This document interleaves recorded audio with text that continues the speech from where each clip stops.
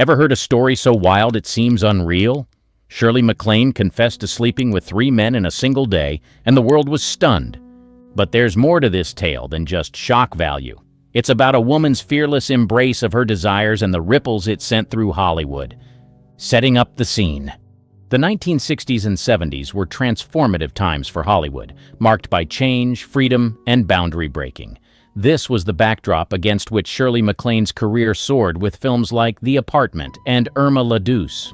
Beyond her professional achievements, she was known for her bold personality and unconventional lifestyle. Born Shirley MacLaine Beatty on April 24, 1934 in Richmond, Virginia, she adopted the stage name Shirley MacLaine. Her big break came with Alfred Hitchcock's The Trouble with Harry in 1955, launching a career that would earn her a reputation as a talented and versatile actress. MacLaine's natural charisma and undeniable talent quickly made her a favorite in Hollywood, and she soon found herself working alongside some of the biggest names in the industry. The 1960s weren't just about her acting career. This period also marked her involvement in the burgeoning New Age movement. She explored spirituality and alternative lifestyles, later detailed in books like Out on a Limb and Dancing in the Light. Her open-mindedness extended to her personal relationships as well, making her a true embodiment of the free spirit of the era. Shirley's circle included many high-profile names from Hollywood and beyond, often subject to media speculation. She was seen with icons like Frank Sinatra, Dean Martin, and Robert Mitchum, adding to her mystique. Her ability to move seamlessly between the worlds of Hollywood glamour and spiritual exploration made her a fascinating figure to both the public and her peers. In 1954, Shirley married Steve Parker, a producer and businessman. Their marriage was unconventional by any standard. They maintained an open relationship, a rarity at the time, allowing each other the freedom to explore other romantic and sexual connections. This arrangement worked for them, and they remained married for almost 3 decades before divorcing in 1982. Their relationship was a testament to Shirley's belief in living life on her own terms, regardless of societal expectations. MacLaine's approach to life and love was encapsulated in her own words, "I don't need a man to rectify my existence. The most profound relationship we'll ever have is the one with ourselves." This philosophy guided her through her personal and professional life, allowing her to live authentically and without regrets. It also influenced her choice of roles, often gravitating towards characters that challenged societal norms and expectations. As the 1970s dawned, Shirley MacLaine was at the height of her career and personal exploration. She had already won an Academy Award for her role in Terms of Endearment and was known for her powerful performances in films like The Children's Hour and Sweet Charity. It was during this time of professional success and personal freedom that an extraordinary day occurred, one that would later become the subject of much discussion and fascination, embodying the spirit of an era and the essence of a woman unafraid to live life to its fullest. The Bold Confession. Decades after the events took place, Shirley MacLaine made a stunning revelation about her personal life. During a candid interview with The Guardian in 2011, she casually revealed, "I had sex with 3 people in one day." This statement, coming from a woman in her late 70s, instantly caught fire, reigniting public interest in the actress's colorful past. This disclosure wasn't just a moment of sensationalism, but a reflection of MacLaine's larger-than-life persona. She was never one to shy away from controversy or to hide behind a manufactured public image. Her career, filled with roles that often pushed societal norms, mirrored her off-screen life. From her early days in Hollywood to her later years as a respected veteran of the industry, Shirley had always been known for her frankness and willingness to discuss topics that others might consider taboo. In reflecting on this period, MacLaine said, "I've always been someone who breaks boundaries, and I think it's important for people to understand that living truthfully is the only way to live fully." This statement encapsulated her life philosophy, one that she lived out in every aspect of her life. While some critics labeled her confession as a mere publicity stunt, those who knew her saw it as a genuine expression of her character. It was a declaration of independence and an affirmation of her belief in living without regret. For Shirley, this was another chapter in a life filled with bold choices and fearless declarations. The revelation sparked a renewed interest in MacLaine's past, particularly the day in question. As the media clamored for more details, Shirley remained characteristically unfazed, handling the attention with her usual grace and humor. She often turned the focus back to her career and upcoming projects, demonstrating that even in her 70s, she was still a force to be reckoned with in Hollywood. The first encounter. The day that would later become the subject of Shirley MacLaine's bold confession took place in the late 1970s. Her first encounter was with Yves Montand, a renowned French actor and singer. The two had met on the set of the film My Geisha, where their on-screen chemistry quickly spilled over into real life. Montand, known for his roles in classic films like Z and The Wages of Fear, was a perfect match for Shirley's vibrant personality and passion for the arts. Yves Montand was known for his charm and charisma, qualities that Shirley found irresistible. Their affair began with a sense of mutual admiration and respect for each other's craft. On this particular day, their paths crossed early in the morning. Shirley described their meeting as passionate and full of artistic energy. Their time together was brief but intense, leaving a lasting impression on both. The encounter took place in Montand's Parisian-style apartment in Los Angeles, a place that reflected his European sophistication and artistic sensibilities. The morning light filtered through the large windows, creating a romantic atmosphere that seemed almost cinematic. As two performers who understood the power of chemistry both on and off screen, their connection was immediate and electric. After their encounter, Shirley went about her day, attending various meetings and engagements. She was involved in several projects simultaneously, including the promotion of her latest film.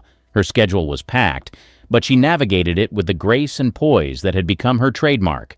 The ability to compartmentalize her personal and professional lives was a skill Shirley had honed over years in the spotlight. The first rendezvous with Yves Montand set the tone for the rest of the day. It was a testament to the depth of their connection and the spontaneity that characterized her relationships.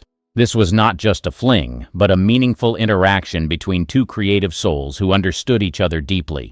Their shared passion for acting and the arts added an intellectual dimension to their physical attraction. Shirley's ability to seamlessly transition into her work mode after such an intensely personal encounter was remarkable. Despite the morning's passionate interlude, she attended to her responsibilities with unwavering focus. Her colleagues admired her dedication and professionalism, often unaware of the complexities of her personal life. This ability to balance her public and private personas was a hallmark of Shirley's career. In her autobiography, Dance While You Can, Shirley reflected on her relationship with Montand. She described him as a man of immense talent and charm, whose presence in my life was both enriching and enlightening. Their affair, though brief, was significant for both, adding another layer to the intricate tapestry of her love life. It was a relationship that combined intellectual stimulation with physical attraction, embodying the kind of connection Shirley valued most. As the day progressed, Shirley moved from one engagement to another, each interaction demanding her full attention. Yet, the morning's encounter with Montand lingered in her mind, a reminder of the passion and excitement that her life was filled with. This was just the beginning of an extraordinary day that would see her connecting with two more men, each encounter adding to the complexity and richness of her experiences. The second man. By midday, Shirley MacLaine found herself in the company of her longtime friend and sometimes lover, Robert Mitchum. The two had known each other for years, having worked together on several projects, including the film Two for the Seesaw. Their relationship was a blend of deep friendship and occasional romance, marked by mutual respect and a shared understanding of the pressures of Hollywood life. Robert Mitchum was a legendary actor known for his rugged charm and rebellious spirit. With his distinctive voice and powerful screen presence, Mitchum had become an icon of American cinema. He and Shirley shared a unique bond, one that transcended the typical Hollywood relationship. Their connection was based on a deep understanding of each other's complexities and a shared sense of humor about the absurdities of life in the spotlight. Their encounter that day was spontaneous, driven by the deep connection they shared. They met for lunch at a quiet, secluded spot in Los Angeles, away from the prying eyes of the media and public. The restaurant, a favorite haunt of Hollywood insiders, provided the perfect backdrop for their rendezvous. Its dim lighting and secluded booths offered the privacy they needed to be themselves, away from the personas they often had to maintain in public. As they talked over lunch, the conversation flowed effortlessly from work to personal matters. Both were at the peak of their careers, and they found solace in each other's company. Shirley later recalled, "With Robert, there was always an unspoken understanding. We could talk about anything or nothing at all and still feel completely connected. This ease of communication was a hallmark of their relationship, allowing them to pick up where they left off no matter how much time had passed between their meetings." After lunch, their conversation grew more intimate. The chemistry between them was undeniable, and it wasn't long before they found themselves in a private setting. The encounter was marked by a sense of familiarity and comfort, a stark contrast to the passionate intensity of her earlier rendezvous with Yves Montand. With Mitchum, there was a sense of coming home, of being with someone who truly understood the complexities of her life and career. Their encounter ended as quickly as it had begun, with both returning to their respective schedules. Shirley had a meeting with her agent in the afternoon, where they discussed potential roles and upcoming projects. Despite the intimate moments she had shared earlier in the day, she was able to maintain her professional demeanor, focusing on her career with the same dedication and passion she brought to her personal relationships. As the afternoon wore on, Shirley moved through her meetings with her usual grace and efficiency. This second rendezvous of the day added a layer of depth to the narrative, showcasing the diverse and multifaceted nature of her relationships. The third rendezvous. As the evening approached, Shirley MacLaine found herself heading to a Hollywood party. It was here that she met her third companion of the day, a young and upcoming actor named Terence Stamp. Known for his roles in films like Billy Budd and Far From the Madding Crowd, Terence was charismatic, charming, and quickly rising in the ranks of Hollywood's elite. His piercing blue eyes and British accent made him stand out in the crowd of Hollywood regulars. The party was held at a luxurious mansion in the Hollywood Hills, a typical scene of glitz and glamour. The who's who of the entertainment industry were in attendance, mingling and enjoying the night. The air was filled with the sounds of clinking glasses, laughter, and the latest hits playing in the background. Shirley, always the life of the party, made her rounds, engaging in conversations with various guests. Her energy and charisma were palpable, drawing people to her effortlessly. Amidst the crowd, Terence Stamp stood out. He was strikingly handsome and carried an air of sophistication that caught Shirley's attention. The two were introduced by a mutual friend and quickly found themselves engrossed in a deep conversation. They talked about their careers, the pressures of the industry, and their personal philosophies on life. There was an immediate connection, a magnetic pull that neither could ignore. As the night progressed, their conversation became more intimate. They decided to leave the party and find a quieter place where they could continue talking without interruptions. They ended up at Terence's home, a cozy and artistically decorated apartment that reflected his eclectic tastes. Here, away from the noise and distraction of the party, they shared a bottle of wine and delved deeper into their conversation. Shirley later described Terence as a breath of fresh air, someone who brought a new perspective to my life. Their encounter that evening was marked by a sense of discovery and excitement. It was different from her earlier encounters with Yves Montand and Robert Mitchum, which were built on familiarity and history. With Terence, it was all about the newness and the thrill of connecting with someone who was still carving out his place in the world.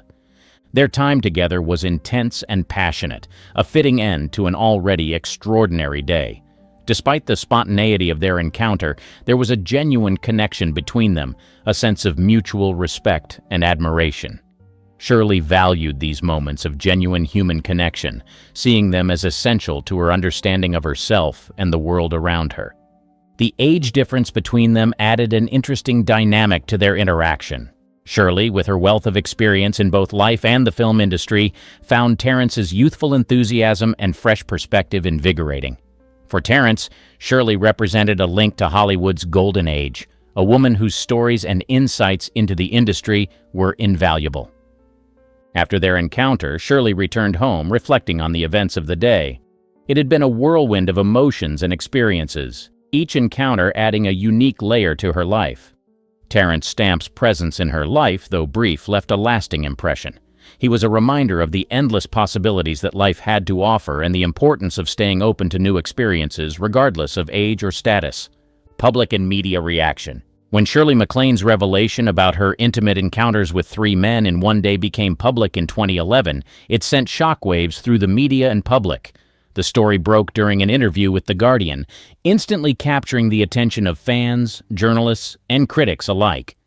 At a time when many public figures her age were settling into quieter, less controversial lives, Shirley's candid admission proved that she was still as bold and unapologetic as ever. The media reaction was immediate and intense. Headlines blared across newspapers, magazines, and online platforms. The story was picked up by major publications like Vanity Fair, The New York Times, and People magazine, each adding their own spin to the narrative.